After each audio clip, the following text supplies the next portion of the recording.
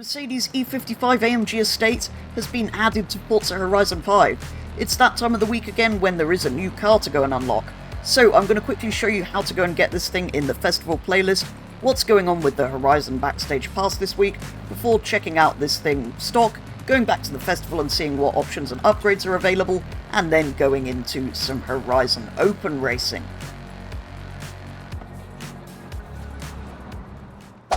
So, as is usually the case with new vehicles, to unlock this thing all you have to do is complete 20 points of this week's festival playlist, which is the winter season, because this entire update is winter season, winter season, winter season, and winter season.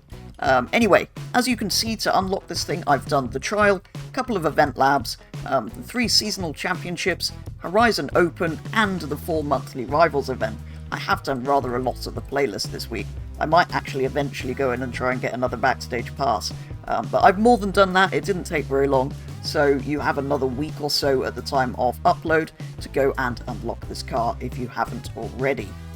Speaking of backstage passes though, let's go and see what's happening there.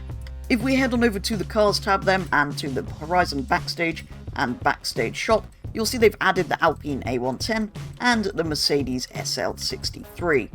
This week we can either vote for the McLaren 765 LT and the AM Vanquish, which has been ruined and Zagato-ified, or the Ferrari F8 Tributo and the Ford Mustang DD. I'm not terribly interested in any of those, but I kind of like the 765 LT, so I guess we go for that. Back to the super cool fast estate that is the Mercedes-Benz E55 AMG. I do particularly like fast estate cars from this era. They still looked relatively tame, but packed a huge amount of power. This Mercedes produces 470 brake horsepower and 700 Nm of torque from a rather large, nearly 5.5 litre V8 engine, and this wasn't even the most powerful E-Class.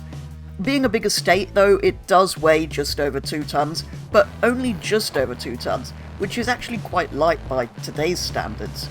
Overall, this gives the Mercedes a rating right at the top of B-Class of 698 from standard.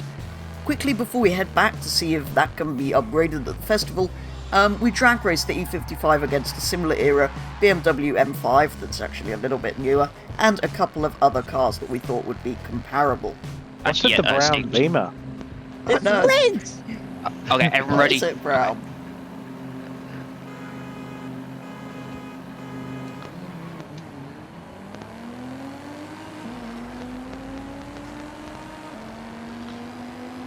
What the f***?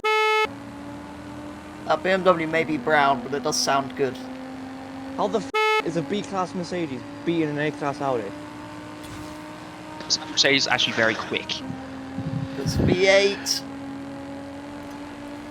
Back at the festival, if we look in the paint options, we'll find that as well as the kind of quite bright white silvery colour, there's a sort of purpley maroon red, a rather nice green, a blue, an even nicer blue, a black, and another silver that's kind of more silvery.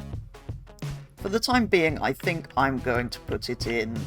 I really should go with the purple to stay on brand, but I think that's my favourite colour. Possibly slightly unsurprisingly for an estate car that's older, there's not that many options in the upgrade shop. There's the normal Forza Aero at the front and at the rear. It's a sort of hatchbacky, estatey style rear wing. And there are a few engine swaps. There's a V10, a V8 and a V12 racing engine, as well as of course an all-wheel drive conversion, which makes it heavier. Then there's all of the usual tyre compounds and track widths if you want to fill the arches a bit more, which you probably do. All the stuff you'd expect in the drivetrain, platform handling, and engine upgrade tabs. Quickly though, let's take a look at full weight reduction. Would bring weight down as low as 1,607 kilos, but that puts it right into the middle of A-Class immediately. At this point we went in search of tunes, finding there was a K1Z Bard tune for B-Class and a VNX Let's tune for A-Class. After opting for the B-Class option, which, given this car starts so near the top of B-Class, left the power at the stock 470 brake horsepower and the weight at over 2 tonnes. To be honest, we probably could have left it stock. Anyway, I also painted the car with some lovely solar beam yellow paint to, of course, make it faster, and then we headed into some Horizon Open. We joined just in time for the second race of a series at the Emerald Circuit. This was an 11-car grid, although 2 cars immediately left. The Big Merc also got to the front pretty quickly, and was then promptly passed by Supertree in the Ford Fiesta. And that's how it stayed until the finish, with a second place for the Mercedes' first outing. The final race of this set was at the Vista Del Mar Sprint, with Yobbo joining in another Merc with the same tune, and pretty quickly taking the lead of the race. It took me a little bit longer to get up to the front with Yobbo, but I did also get past the Toyota GR86 and found myself in second, giving the E55 a 1-2 finish. As this had just been 2 races, we then loaded into a full set of 3, starting with a race at the Aerodromo Sprint, which only contained 3 of us, all in heavy Mercedeses.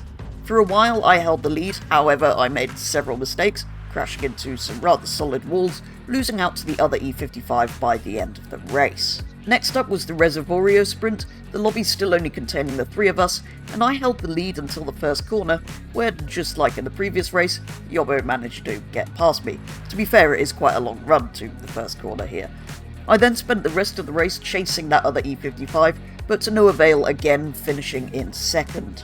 And finally it was off to the Tierra Prospera circuit, with Jerry leaving, making it a race between just the 2 E55s. This time I was determined to stay ahead though, and it was seeming like I was managing to do just that, until on the final lap I decided to completely forget how to do the first corner and ploughed straight into a wall, which of course allowed Yobbo to win the race, again. And it was yet another second place finish for me in my Mercedes. So although I had struggled to beat the other E55, this car wasn't all that bad, surprisingly, given it's only just more than stock. It was a bit slippery and difficult to drive, but we had both really enjoyed these races, and the car felt reasonably quick despite not having many upgrades on it. So for the time being at least, I think we'll probably both be keeping this tune installed.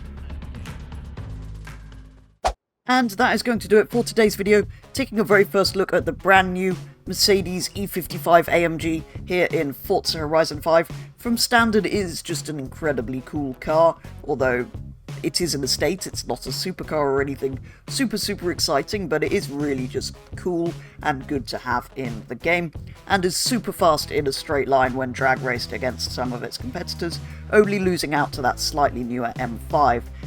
Back at the festival, it has a few paint options and things, and rather unsurprisingly possibly not that many upgrade options, but there's a few things we can do to it. And then when upgraded to the top of B-Class, which admittedly isn't that many upgrades, it did a lot better than we thought it might do, especially given it was so few upgrades. So yeah, I probably will keep it for some B-Class racing for at least the time being. As ever though, do let me know your thoughts on this brand new addition to Forza Horizon 5, but for today's video that is going to be all, so thank you very much for watching, and I will be back with the next one very soon.